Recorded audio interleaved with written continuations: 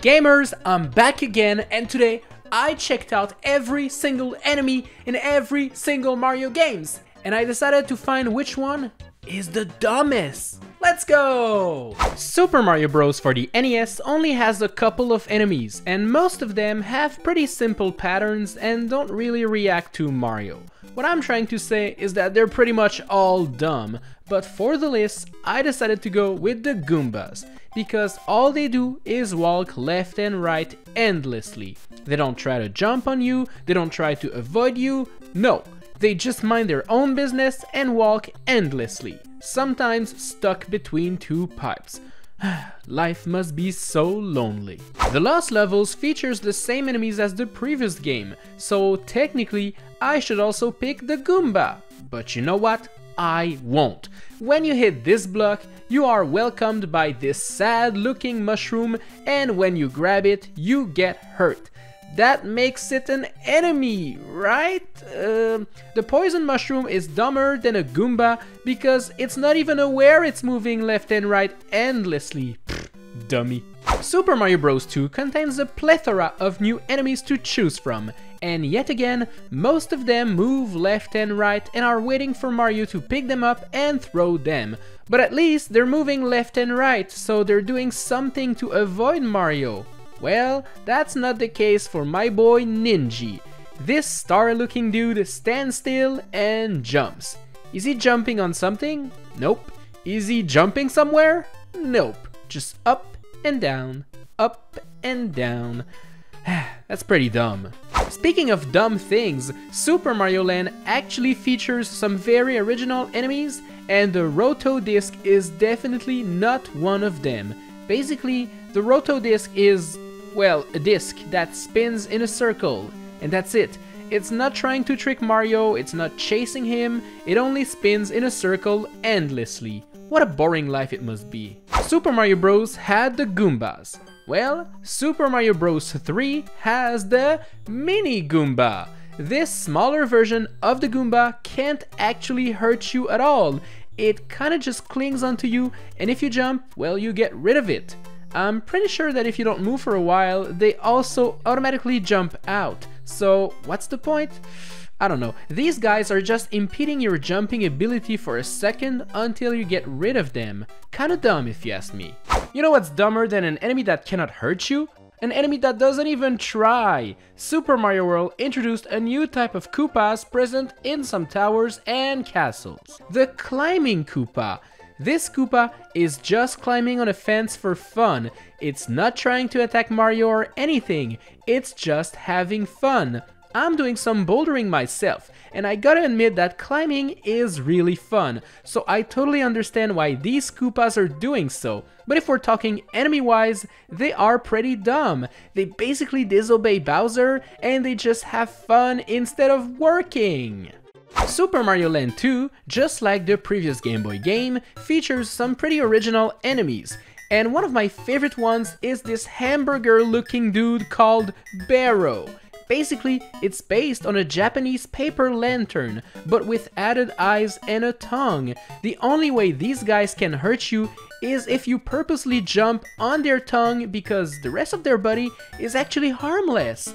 Basically, they can be used as a platform and they kinda help you. That's pretty dumb. Super Mario 64 actually made some classic dumb enemies smarter. For example, the Goomba now chases after you, which is actually pretty cool.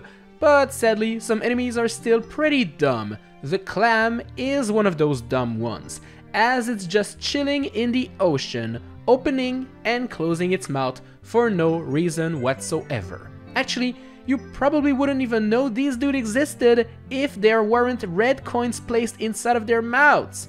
That's saying a lot. Poor Mario, as he just wanted a calm, relaxing vacation in Super Mario Sunshine, but instead what he got was a big adventure full of monsters and enemies. And you know what? The dumbest of them all is hidden in the walls of No-Key Bay. This level features a bunch of tiles, and when you spray them with water, well, the wall moves away and a new path is revealed. But sometimes the only thing that is revealed are those green birds that knock you away. they're called cheap birds, and basically they're exactly like the birds inside of a cuckoo clock. They don't actually hurt you, they just bounce you around and waste your precious time. An enemy that cannot hurt you is a pretty dumb enemy, no? New Super Mario Bros. DS introduced the Mega Mushroom, which makes you super big and pretty much invulnerable. But it also decided to introduce a new type of Goombas, the Micro Goombas. These dudes are so tiny that they cannot actually hurt you. You basically can walk over them and destroy them, and there's nothing they can do about it. I mean, at least the normal Goombas can actually hurt Mario, and the mini Goombas can kinda slow you down, but these guys on the other hand, well, they do absolutely nothing. Super Mario Galaxy features a crap ton of enemies, and with so many new enemy types, there's bound to be a couple dumb ones. And let me tell you about this one enemy that only appears once in the entire game at the top of the Booyah Base in, well, the Booyah Base Galaxy. This thing here may look like a spring that allows you to collect the star, but no, it's actually an enemy. It's the infamous Sentry Garage. Yeah, that's its name for real. Basically, this green and yellow thing releases some top minis from the sides, and those top minis are not particularly dangerous either. So yeah, it's kind of a harmless enemy that attacks you by throwing out harmless enemies. What the heck? So you know how Mario Kart has the blooper power-up, which is supposed to make your life difficult by spraying ink in your face? Well, it's not that effective, but I can definitely tell you that it's way more effective than this next enemy from New Super Mario Bros. Wii. Introducing Foo, a cloud-looking thing that is actually blowing out more clouds out of his mouth. Okay, it can be a bit annoying, but the thing is, a simple spin jump is all it takes to get rid of everything and make this enemy completely useless. So disappointing. New Super Mario Bros. 2 went overboard with the coin-based theme by making everything a coin-giving machine. And to be fair, that makes the Gold Lakitu a pretty dumb enemy. Normally, Lakitus are annoying as heck, but now this dude basically just throws coins your way and helps you out. Don't you see how dumb this is? At this point, it's not even an enemy. Super Mario Galaxy 2 introduced an enemy that is actually selective in who they attack and who they don't. Smeeches are those flying around enemies, and basically the only thing they do is to try to give Yoshi a big kiss. They don't actually attack Mario at all, they only focus on my boy Yoshi. And if they do end up kissing Yoshi, well, you can just shake them off and they're going to be gone. What's the point of these guys if they cannot hurt you and they can be defeated that easily? New Super Mario Bros. U has an enemy that only appears in a few levels throughout your adventure.